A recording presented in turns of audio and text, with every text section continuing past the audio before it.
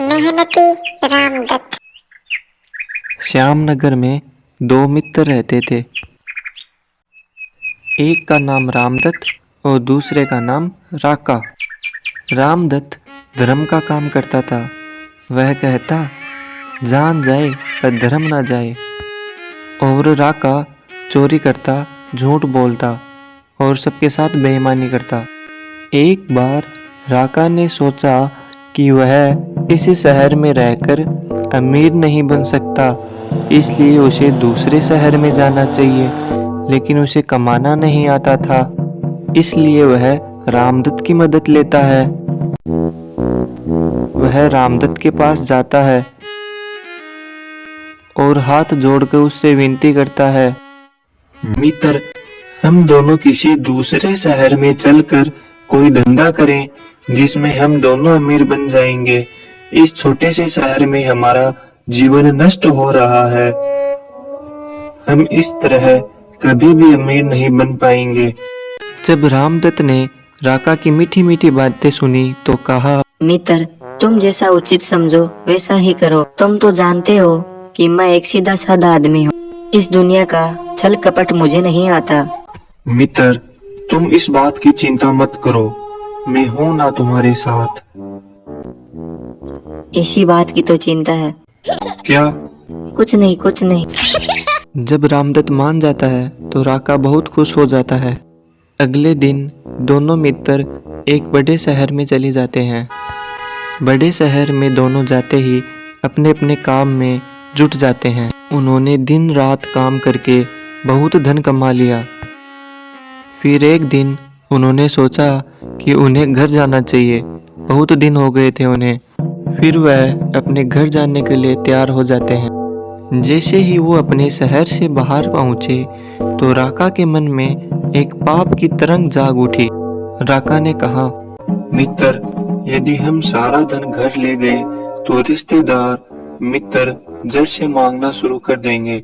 इसलिए हमें थोड़ा सा धन हमारे साथ ले जाना चाहिए और बाकी का सारा इस पेड़ के नीचे दबा देना चाहिए। जब हमें जरूरत होगी तब हम ले लेंगे। फिर धन को पेड़ के नीचे गाड़ कर वह घर आ जाते हैं।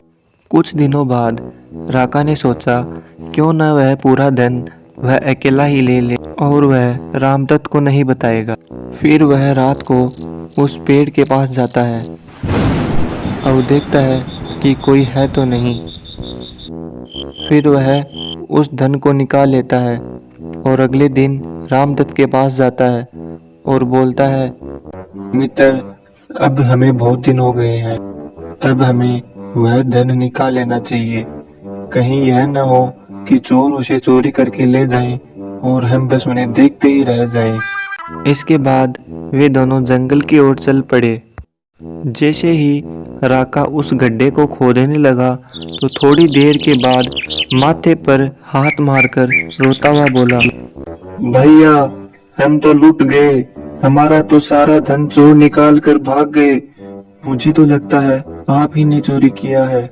रामदत्त ने कहा, यह तुम क्या कह रहे हो? मैंने आज तक झूठ नहीं बोला। चोरी तो क्या करूँगा। चोर कौन था और कौन नहीं, इस बात का प्रमाण तो किसी के पास भी नहीं था, जबकि इन दोनों में से एक चोर तो जरूर था। बात बढ़ते बढ़ते झगड़े तक चली गई। फिर गांव वालों ने कहा कि सिर्फ वह पेड़ ही बता सकता है कि चोर कौन है। राका ने पहले ही अपने पिता को बता दिया था कि जब गांव वाले पेड़ से पूछें कि चोर कौन है तो आप रामदत्त का नाम ले देना। फिर अगले दिन राका के पिता उस पेड़ के अंदर चले जाते हैं और जब गांव वाले पूछते हैं तो कहता है कि रामदत्त चोर है। सभी गांव वालों को पता था रामदत्त चोर नहीं है, वह एक सीधा व्यक्ति है। फिर रामदत्त को उस पेड़ पर शक हुआ और उसने उसे आग लगा दी। आग लगने की वजह से राका के पिता जलने लगे। वे पेड़ से निकलकर वहां से भाग गए। सभी गांव वालों ने उन्हें देख लिया और जान गए कि यह राका के पिता हैं। फिर गांव वालों ने राका के घर की तलाशी ली तो सारे रुपए मिल गए। फिर राका ने सभी से माफ़ी मांगी और सारे रुपए रामदत्त को दे दिए। वह बहुत खुश हुआ।